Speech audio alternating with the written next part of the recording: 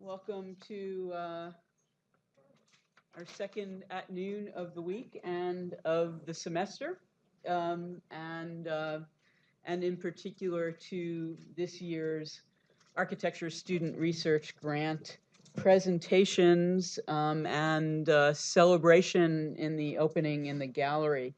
The Architecture Student Research Grant is designed to is actually comes out through a call for student projects that push the boundaries and possibilities of the discipline of architecture, including new forms and methods of working, making, and representing. And as you'll note, it is generously sponsored annually by our alums at Synecdoche Design, some of whom are with us today, Adam and Lisa, and then a little bit less generously, but supported nonetheless by the architecture program chair's discretionary funds. The purpose, and I think that Adam and Lisa could probably explain this a little bit better because they were not involved in the inaugural class, or you just don't want to come up. Oh, they don't want to come up, but Adam and Lisa were involved as students in some of the early efforts at getting this grant going. The ideas being that students should have the opportunity to engage in the same kinds of open-ended research and exploration that many of our faculty get to do through, at first, our research through making grants, and now through Prototyping Tomorrow, which are initiatives of the college via the dean's office. And so it's been really exciting for me to see this student work as it's developed over the last several years, to watch students submit projects, figure out their budgets, figure out that their budgets don't work quite right, figure out how to get work up in the gallery, get machinery working, negotiate with one another over space, all those things that fellows and faculty have to do when they're working through their own projects. And then I think most importantly, to see the kinds of projects and work that are of interest to our students when they get the opportunity to work independently. So this year we have awarded 3 architecture student research grants. And I am going to introduce them in the order in which they are going to present and in the order at which they are on the flyer, and thank them for having changed the titles of their projects in the last few days. But I think we have them right now. So first we'll hear from Bureau, which consists of Ibai Briggs and Matthew Schulman. Then the project Fidelity by Lorraine Gemino, Ben Van Schaik, and Allison Truitt. And then finally, and last but not least, Virtual Brandscapes by Megan Silverman and Jamie Johnson. And I'll just remind you that when they're done, we'll applaud, but they'll take questions and we'll have some discussion over food in the gallery, and you'll have some opportunity to speak with them and everyone about the generating ideas of the work. So with that, Bureau. Hi, I'm Matthew Schulman. I'm EBI Briggs. Before we get into our project, we have some people we'd like to thank. First of all, alumni Adam Smith and Lisa Swab of the firm Schenectady, whose generous financial gift made all this possible. Thank you. Thanks to Chair Har and Laura Brown for their support of the ASRG program. I know it's one of the lesser known opportunities at the school, but we hope it continues for years to come because it's been a really tremendous opportunity to explore research topics that we were first introduced to in studio. Thanks to our partners from the first iteration of this project, Lorraine Himino and Ben Van Schaik, and Ali, I guess, whose early contributions were the building block of the project we're presenting today. We'd also like to thank former fellow and faculty member Eric Herman, whose generative design computation course and suggested readings greatly sharpened the development of our project. A big thank you to Amy Horvath in the Media Center for print troubleshooting. And last but not least, thanks to our guide through it all, DJ, who challenged our assumptions, critiqued our methods, and helped us rein in months of research into what is hopefully a cogent project. So, last semester, representatives from WeWork set up shop in the Commons to woo us. The fanfare of it all at first was a bit flattering. After all, this isn't business school where recruiters constantly cycle through the building. But not to look a gift horse in the mouth, and questionable forays into housing and education aside, what exactly does WeWork offer architects? Access to an empire of real estate, yearning for design? Sure, but if you've been to one WeWork, you've seen them all. They have the division of management of communities of 2, 3, 6 person glass cubes down to a science. And they're rapidly hoarding enough data to fully transfer these processes to a proprietary algorithm. An algorithm which will be crucial as they scale to host companies with tens, even hundreds of employees. So, in the face of algorithmic design, what is the role of the architect? So we decided to look back at some previous design strategies for offices, starting with the Taylorist office. In 1910, engineer Frederick Winslow Taylor proposed a scientific management of labor that quickly spread across industrial centers in the 20th century. He invented a process of rationalization that broke down into 4 steps: analyze traditional labor and the separate tasks necessary for its execution, break down each activity into smallest units of movement, study each of these units using precise timekeeping methods to track the movement and tools involved, redesign the complete labor cycle in the form of a linked chain of tasks, adjusting the movement and tools according to average execution time. This machinic process paralleled the assembly line in a way, but in this instance, human labor was the product. So then architects and designers improved on Taylor's methods. They basically revised it to soften the overemphasis on the performance of individual workers, which they felt had a deleterious effect on psyche. And they also tried to soften the separation between management and workers. As designers moved away from specificity and the economic prestige of the companies they designed for grew, the open office kind of became a symbol of the dominance of white-collar work. The advent of organizational psychology further pushed the open plan office away from Taylorism's rigidity. In the 1960s, the Quickborner team, a German design consulting group made up of the Schnell brothers, established Bürolandschaft, or the office landscape, as a new method of open office design. Their aim was to design for flexibility, and they achieved this through 3 principles. 1, interior subdivisions were to be eliminated as much as possible. 2, furniture was to be movable. And 3, the workstation was to be viewed not as a basic unit, but rather as a part of a system of components that could be joined together in numerous geographic configurations. While the Bürolandschaft is a formal inspiration for our project, Keller Easterling's investigation into infrastructure power in the book Extra Statecraft is the theoretical underpinnings of the project. We are particularly interested in her explanation of disposition. She describes it as immanent, not in the moving parts, but in the relationship between the components, a latent potential or tendency that is present even in the absence of an event. She goes on to break down disposition into 4 component parts that are simultaneously pressure points, design provocations, and flaws to exploit. They include ideas like multipliers, typology, temperament, and stories, but it's her breakdown of knowing that versus knowing how that we'll focus on at this moment. Here she pits architects who are typically limited to knowing that against entrepreneurs who know how. So, how does disposition help us rethink office design?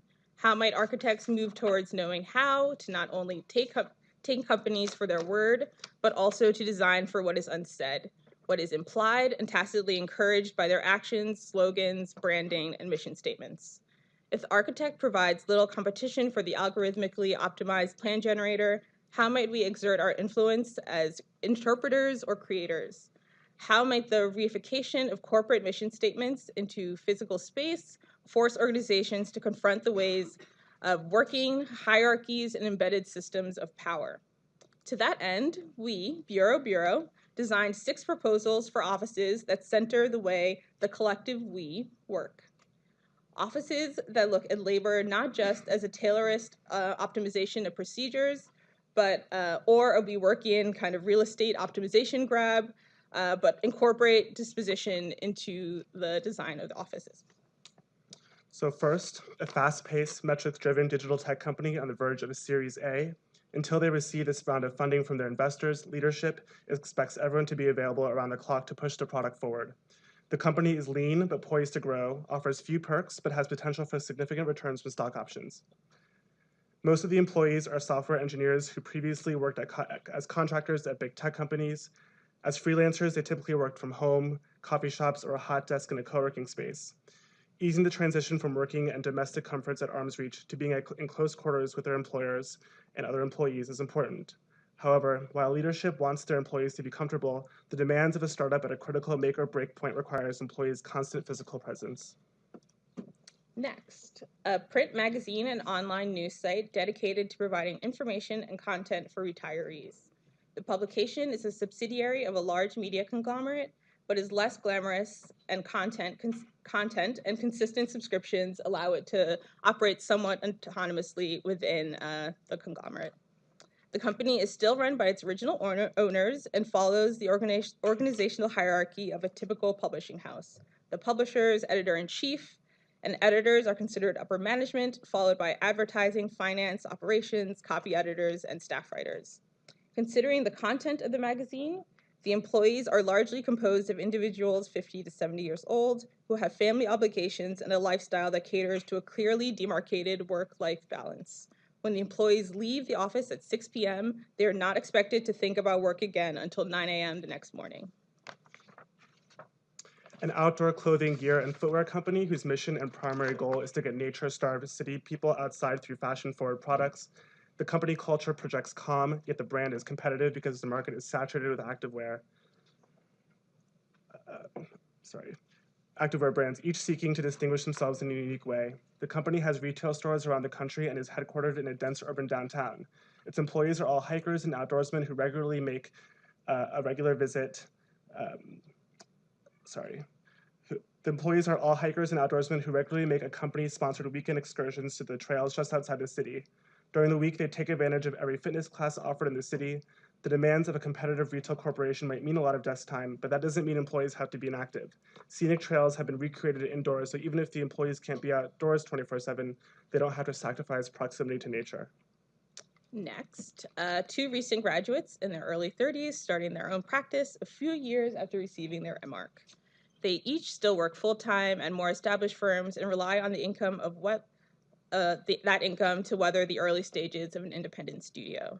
The two architects live in different parts of the same city, two geographically close neighborhoods that are nonetheless a complicated series of public transportation options because of constant train delays and construction. Most of their work consists of competition entries whose registration fees eat away at their quickly dwindling seed capital. There's no need for a space to meet with clients as much of their deliverables are digital, so a studio or makerspace isn't really necessary yet. Funds for an office space instead went towards working with a graphic designer friend to create their website and visual identity at a discounted but still steep rate. The two architects usually work from their apartments and communicate via Slack, but they need a place to conveniently meet in between their two apartments every so often to discuss ongoing projects. A medical marijuana company starting to expand due to the legalization of marijuana just passed in the state. The company grows, harvests, and sells the product itself, along with a collection of vape pens and other cigarette alternatives.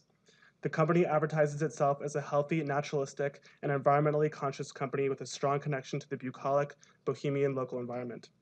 The leadership presents the company as one that advocates for healthy living, fitness, food sourcing, and mental health are primary focuses in the office, and leadership wants their offices to be a model for how employees can live healthy lives despite the negative perception of their work.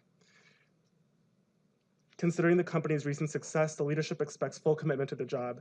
They expect employees to be regularly present and politically aligned with their goals. People who work at the company are both employees and advocates. And lastly, a creative consultancy firm that works with clients via specially assembled project teams made up of disciplinary experts who regularly create intensive experiences and highly produced presentations for their clients. The company employs architects, user experience designers, graphic designers, design thinkers, business strategists, and writers. Their services are expensive as they provide detailed and design-driven strategies to some of the world's largest corporations.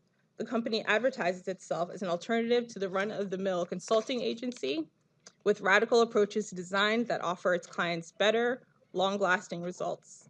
Their clients are taking a risk by investing their research initiatives with the company, acknowledging that What they're purchasing are ideas rather than fully realized products or solutions. The employees, a younger, energetic cohort who seek meaning in their work, are encouraged to use some of their workday to pursue their own projects. The leadership provides the tools, space, and equipment necessary for the employees to constantly generate, prototype, and present new ideas. That's it. Thank you. Thanks. Hi, I'm Lorraine. I'm Allie. I'm Ben. Before we begin, we have an additional round of thank yous. So first of all, thank you to the donors, Taubman College alumni Lisa and Adam of Synecdoche, and the architecture program's chair for their generosity in making this project possible. Thank you to John McMurrow for his help and guidance as our advisor, and to Michael Jefferson for his guidance early in this project and in the independent study last year where we began to cultivate these ideas. Thank you to Sharon Haar and Laura Brown for their assistance in answering all questions ASRG related, and to everyone in the Fab Lab and Woodshop for their help and patience throughout this long fabrication process. And finally, to our generous friends who volunteered their time to help us complete this project. This project explores contemporary attitudes regarding architecture and its use of reference. Through the proliferation of digital tools and technologies, many contemporary designers have shifted their methods of working with and thinking about architectural precedent. The spectrum of these approaches varies from projects which evoke the original precedent through realism and direct reference to those which embrace technical flaws, transforming and degrading content into remixed reflections of the original. Contemporary investigations into various new softwares and design platforms challenge notions of exactitude by engaging material through a range and fidelity. After researching the conceptual and methodological approaches of various firms, digital processes were explored in order to better understand their capacity to translate source material into new creations. These experiments explore the range of possibilities for engaging architectural precedent. This exploration aims to find more nuanced ways of discussing the evolving nature of reference in the digital age. In order to better describe the various levels of fidelity to source material, we have established 3 flexible categories: low fidelity, high fidelity, and infidelity. These categories are not exclusive, as projects inevitably contain characteristics of multiple categories. In El Croquis 184, Timothy Hyde describes the work of Moss as low fidelity, and that it inspires associations to previous architectural forms without the clarity of direct reference.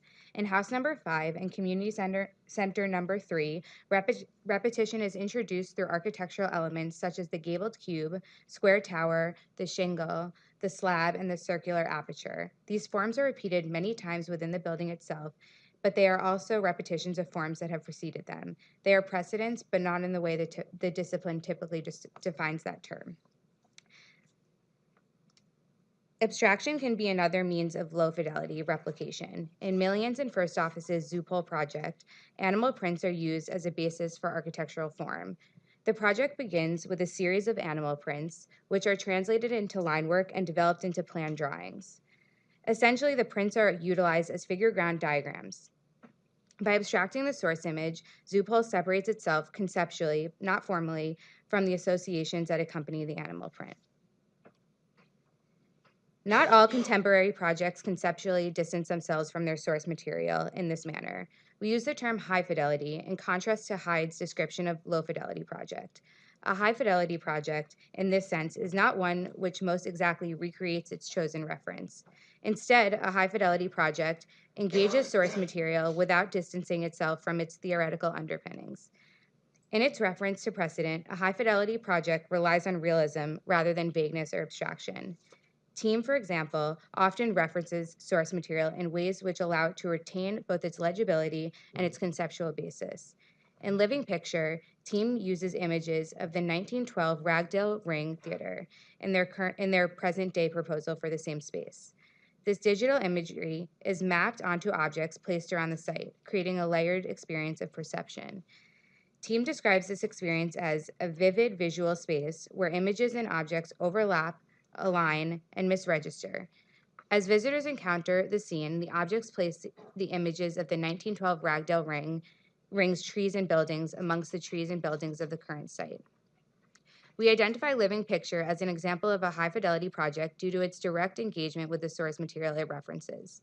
The high-resolution imagery projected on the objects evokes a realism drawn from its context, emphasizing both the past and present, flattening the distinction between physical and digital. In an example of infidelity, Toronto-based architectural firm Lamas explores novel methods of precedent-based design in their Delirious Facade project. This project, which utilizes Google's Deep Dream computer vision program, examines one possibility for introducing artificial intelligence into architectural design. To begin, the designers select 2 images of architectural facades as inputs for the Deep Dream generator. The program then creates a new hybridized image that combines recognizable elements of the 2 source images. In the combination of the Toronto Royal Bank Plaza and the Christie Biscuit Factory, misalignments appear that cannot be easily traced back to either source image. Windows conjoin with one another and float across ill-defined horizontal and vertical boundaries, defying the order and alignment of 2 input facades. In rejecting the formal structure of the 2 source images, the final facade contradicts or undermines the character of its original precedent. We identified this as an example of infidelity.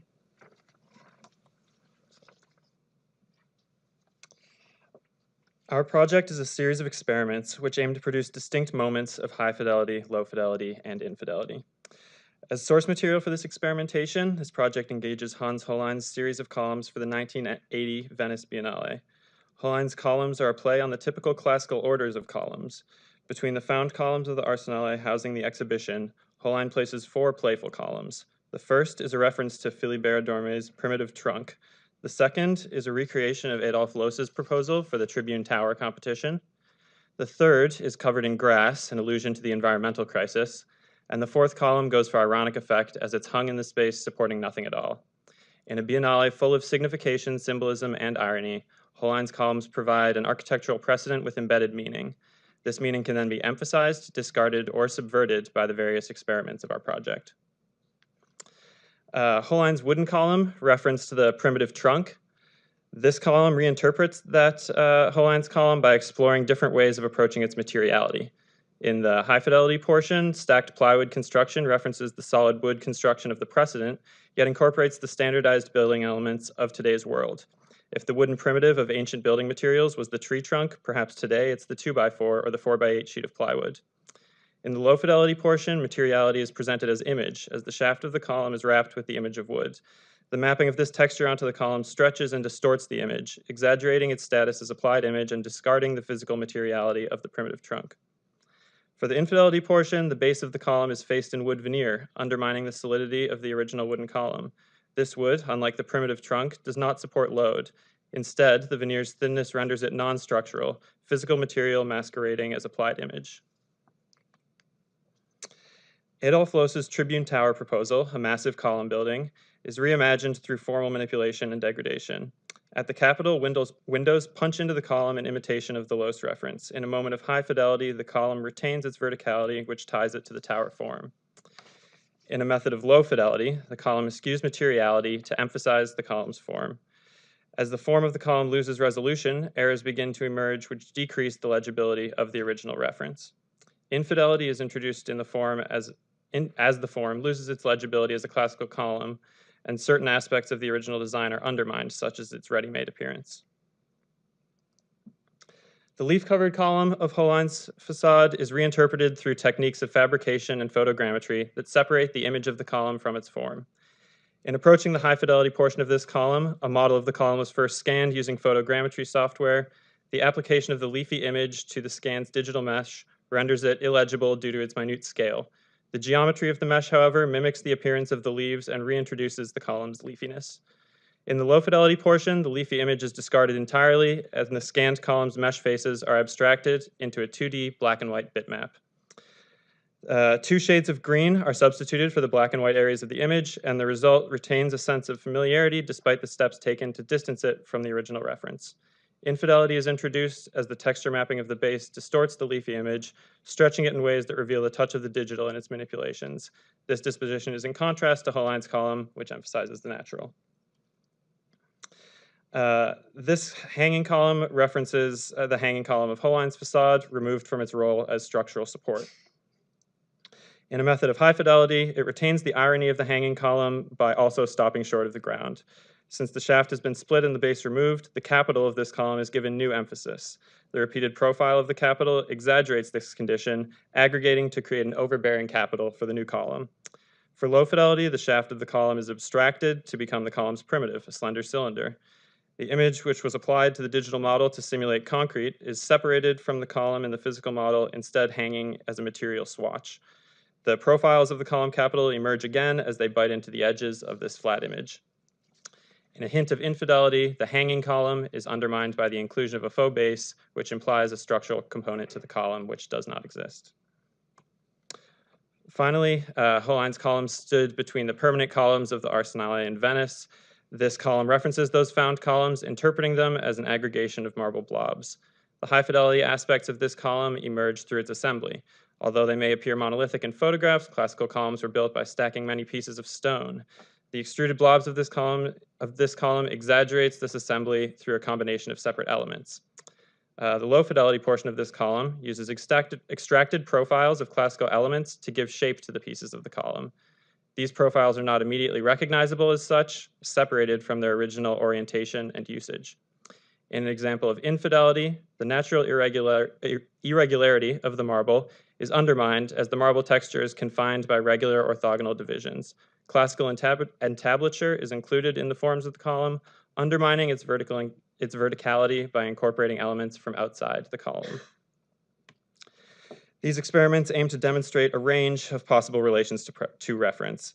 The outcomes demonstrate various ways in which contemporary projects can extend the range of their source material. By gaining greater control over the ways we discuss these references, we hope to gain greater control over the ways our projects engage with source material in an age where the nature of reference is continually evolving. Thank you. Go vote. Hello, I'm Jamie Johnson. I'm Megan Silverman. And first of all, we'd like to thank the donors for making all of this possible, as well as administration, Sharon Haar and Laura Brown for helping us out, and our faculty advisor, Yohiro Lameli. Thanks for being patient with us.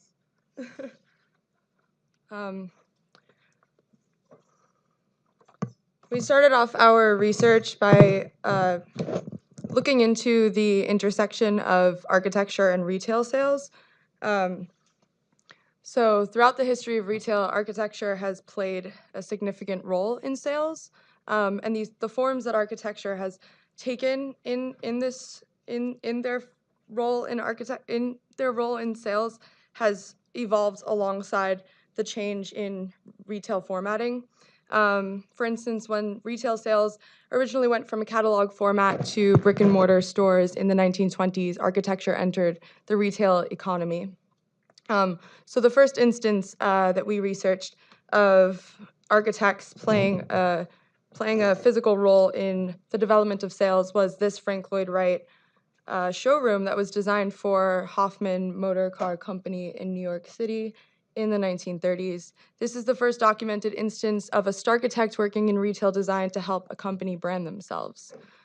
Department stores began to pop up in the 1930s, which has continued a trend of architectural support to the physical infrastructure of the retail industry until today. So with the opening of the first Sears stores in 1931, architecture began to take a role in the infrastructure of retail, primarily in the form of large department stores and warehouses. It wasn't so much a design element as it was an infrastructural sort of tool for retail. As category killers became prevalent following the development of department stores such as Sears and Macy's, the category killers include stores such as Toys R Us, Bed Bath & Beyond, Home Depot, etc. These suffered in the 1990s with the development of internet and web sales, as architecture started playing a role in the identity of smaller companies who were competing to sell similar products. So following Frank Lloyd Wright's showroom for Hoffman Motor Company, Prada had a showroom designed for them. The epicenter in New York City was done by Rem Koolhaas. So this was the second instance of a starchitect taking a role in branding and sales. This happened in 2003, And this started a trend of retail stores realizing that they could incorporate Starchitects and architects to help them design spaces that would give audiences experiences as opposed to just trying to sell products.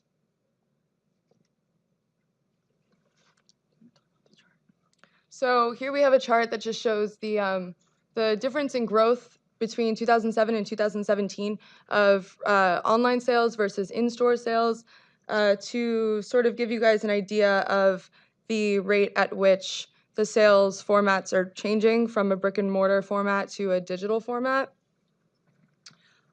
So as e-commerce has become more and more popular over the years, pop-ups have also become extremely popular in the past 15 years. They've started as primarily online-based brands that are realizing the potential of architectural moments to craft their experiences. So essentially, pop-ups started in 2004 by Comme des Garçons in Berlin, and it kind of started out as them trying to sell like a surplus of their clothes. But then more companies started catching on this idea of temporary accessible architecture. And as time has gone on, social media has started to play a role in this. And one super prevalent example of this was Kanye West's Life of Pablo pop-up series in 2016, where essentially all of it was announced like over Instagram, and that's how people became connected over this in order to bring them to these physical spaces, whereas people would be normally ordering these products online. Some other examples of this is Hermes did a scarf dyeing pop-up in New York that spread to a couple other cities to kind of craft these experiences with physical architecture while we could just be ordering stuff online, but it's kind of bringing people to the physical place. And another example that we found pretty interesting about crafting these pop-up experiences and using architecture for retail and branding purposes was Nike designed this track in Singapore where you could actually like race your own avatar. So it's not just about like having a retail space anymore, it's about using the architecture to create a certain experience that the brand wants to use to promote themselves. So looking forward, given this research of the retail history that we've done, we are looking forward to propose architecture's role in the future of retail and branding, primarily taking a digital format, given that the internet sales are taking over now, and we can see that brick and mortar stores are closing and will continue to at an exponential rate in the future.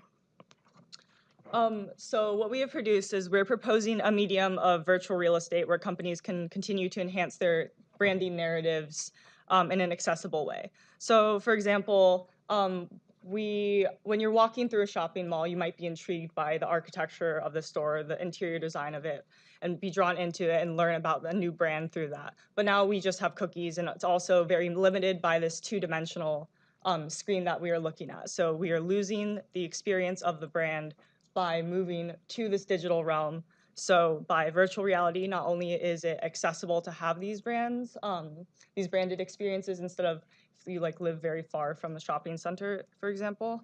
Yeah. So given this, we've done 2 case studies of companies that we have found in the last 15 years are appropriating architecture to help them brand themselves, to create experiences for customers. So these are companies that are not primarily existing in brick and mortar form. Their sales are done mostly online and mostly through social media and web sales. So we've designed experience landscapes in VR for each of these 2 case studies that we've done. We have all of this mapped out visually.